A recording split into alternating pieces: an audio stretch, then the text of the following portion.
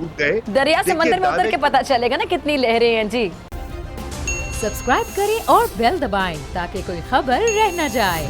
Opposition ने mini budget के खिलाफ एहतजाज किया, लेकिन ये एहतजाज कोई रंग नहीं ला सका। ऑपोजिशन ने गुज़िश्ता कई बिल्स को भी कोर्ट में चैलेंज करने के इरादे जाहिर किए, लेकिन आपने देखा कि सिर्फ सियासी दावे साबित हुए। अच्छा, हुकूमत ने नई कौमी सलामती पॉलिसी भी तश्कील दी, लेकिन सवाल ये कि क्या मुआशी पॉलिसी या बैड गवर्नेंस हो या दीगर मसाइल हो, क्या सबके ज़िम्मेदार या रिस्पॉन्सिबल माजी के हुक्मरान ही हैं, जैसा कि हुकूमत हमेशा कहती है।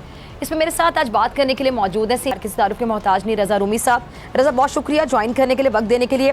रज़ा, महंगाई, बेरोज़गारी, मईशत की कमज़ोरी, IMF की हुक्मरानी, इन सब को देख कर हुकूमती जो अमाल हैं और हुकूमती कवाल, इसमें आपको क्या फ़र्क नज़र आता है कि कॉल और फेल में बहुत ज़्यादा तज़ाद नज़र आ रहा है आपको?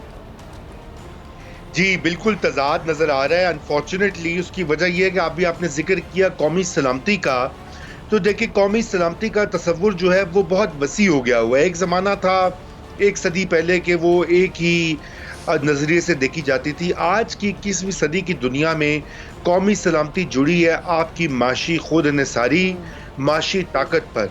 अगर IMF की शराइत मंजूर करके कड़वी गोलियां खा के अपने लोगों पे टैक्स लगा के और उनकी शराइत मान के हमने करना, तो फिर कौन सी सलामती है? देखिए ना, हम इस वक्त एक्सपोज हुए हुए हैं।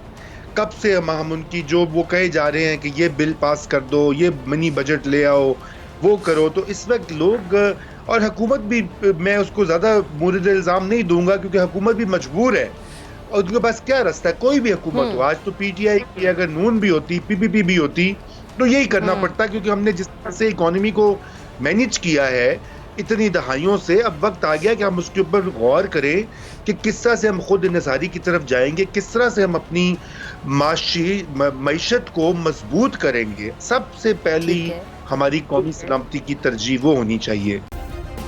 सब्सक्राइब करें और बेल दबाएं ताकि कोई खबर रह न जाए।